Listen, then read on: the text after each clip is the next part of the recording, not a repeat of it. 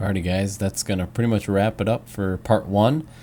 So we cleaned up my old bumper off of my TJ and bedlined it to make it look pretty cool. So next steps are gonna be doing the front end of the Jeep. So it's gonna be the headlight bezels, the front bumper, all that stuff. But I also did basically all the plastic pieces. I also bedlined as well, just to kind of make it all kind of match. So I think it looks pretty decent.